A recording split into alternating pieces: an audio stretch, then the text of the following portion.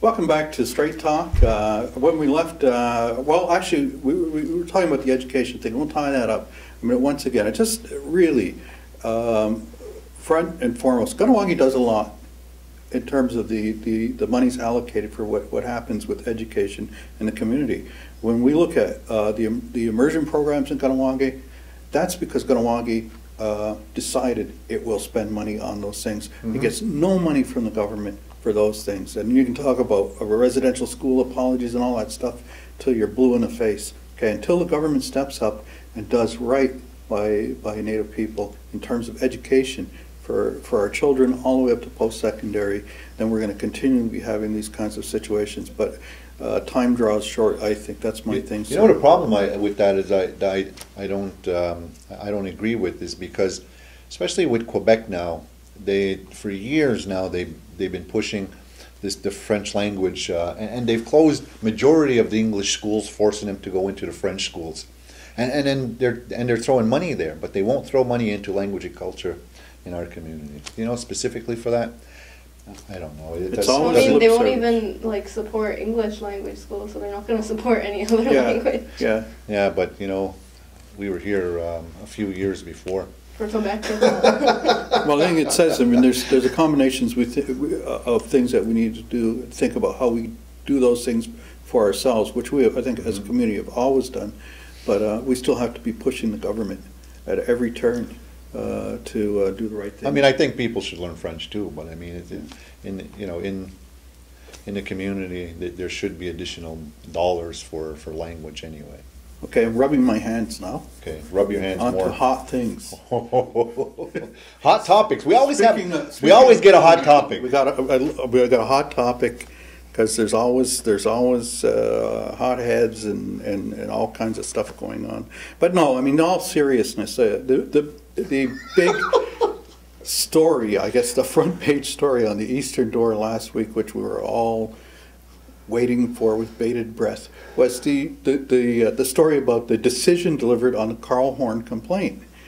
And I read that article and I have to say that I read it with a kind of bemused, confused fascination for all the things that weren't in there. What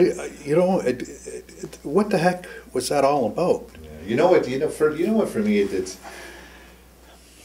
I just hope that, all this controversy now surrounding Carl. I remember not too long ago, it was around Keith.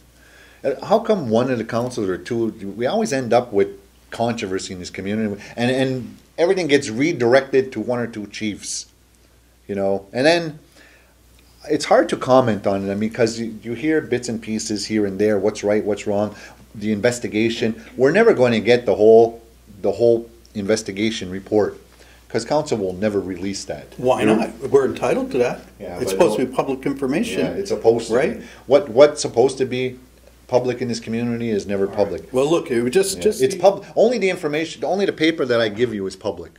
Yeah. Everything else behind the closed scenes, the addendums and the rest of the pages, you're not going to get that. Yeah, but the problem with that is because that all that information is not released. Okay, then people like us sit around and we talk about it on programs like this, and then all of a sudden people over in council turn around and say, "Well, you know what? You didn't have all the facts. You didn't have all the facts. Yeah. We need to clarify this." It's on. They do that. I mean, seriously. I mean, what is the problem? I mean, I know for a fact, I mean, you read the Eastern Door, and the Eastern Door knows too. If you read the editorial, I mean, the page one thing was just one thing. And then you get to the editorial, and it's about Carl, but it's also about John D. Delormier. It's about what happened at the Dewadunizukta picnic, and that there is a complaint there. You know what? Even that situation, I haven't heard him. I mean, I may be wrong, but he might have come on and apologized for it, but I haven't heard him apologize. He just sent the letter. How many times are you going to apologize? How many different things are you going to apologize for? He sent a letter? Yeah, it was in Steve's editorial. Yeah, but if you read the editorial, it took 5 weeks. And you have to question how sincere it is. If you look at the situation, you see this, it's a pattern, okay? It was Facebook, it was another thing, and now it's this. I mean, when do you learn? I think, well, since you said something along the lines, like, every term there's always, like, something about a chief. Yeah, that redirects us somewhere else is because... But at the same time, there's also, like, every term, there's, like, always a chief who may, like, say something maybe that wasn't the best thing to say in public or to the media. And I think, to me, it's just that I really think, like, they need, before they come into office, they need to go through, like, some sort of chief, like, boot camp about, like code of public, of, like, how they should, like, I guess, act now that they're a chief, and I guess to the media, like, public relations and stuff, because it happens, like, every time. You know what, though? I mean, everything's about words, you know. I mean, I know, and no offense, I mean, I know you didn't mean it, but, you know, they use the word act, you know, and the problem is they all act, okay? They all act, okay? How about you be? Okay? Well, how about you I mean. aspire to be? You put yourself in a position of leadership, aspire to demonstrate that leadership at all times. You know, one of the things that in the editorial, when it got to Carl Horn, okay, one of the things was about telling the chiefs or pointing it out there to Carl or whatever, that hopefully we'll learn from this, because you know that when you're in this position, people are going to be looking just to see when you trip up so they can jump on that, okay? And excuse me, you know what, that's okay, fine. That may be one way to look at it. The other way is to look at it and say, you know what, you aspire to be in a position of leadership for the community, and not, you know, this debate goes on. Is it 9 to 5? Is it Monday to Friday? Or are you there 7 days a week for the community, 247, for the next 3 years? I mean, that's what you talk about on the chicken in the pot night called Candidates Night. Okay? So why don't you aspire to something a little higher and say, you know what, maybe I don't need to be there.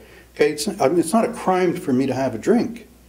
Okay? If you quack like a duck before you're in council, chances are when you get in council, you're a councilor that quacks like a duck. You don't lose the waddle. I'll be nice. There's another way of saying that. So, but here's one of the ththings. One of the things I know, again, is being talked about with this particular situation, is you touched on it, is the Keith Mile thing.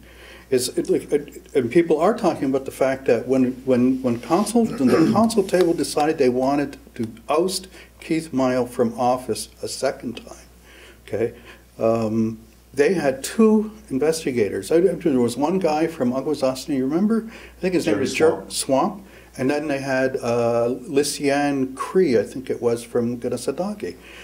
Swamp said, you know what his recommendations were, advised against this whole business of removing him from office. You know, look at some other way of resolving the issue. So they chose to ignore that. Then they went to Lysiane Cree. And in that case, you know, I think she said something like a 30-day suspension. And they ignored that, and they just went lockstep.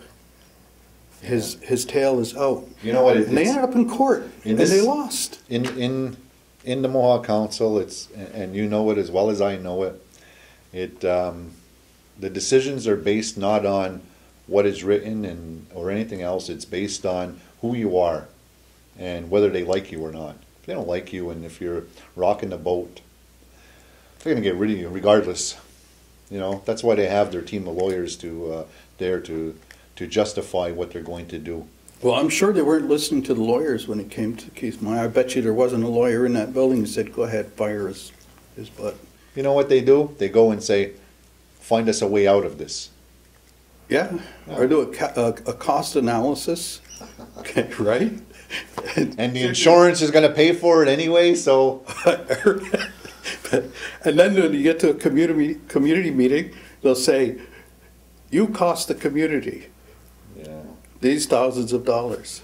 I don't know. No, your dumbass cost the community that there you much go. money, See, so. I touched that nerve. But I mean, look at people that you. I'm not talking about me. No, I know, but I'm talking about some of the decisions that are made by individuals that are in there. Look, it's not just us that talk about this. You know, I mean, the fact is that people look at this and they say, What, is there going to be a Justice Act in this community? Is there going to be a court? What kind of court? You know, I mean, There's a lot of jesters. And with that, we're going to take a break and we'll be back right after these messages.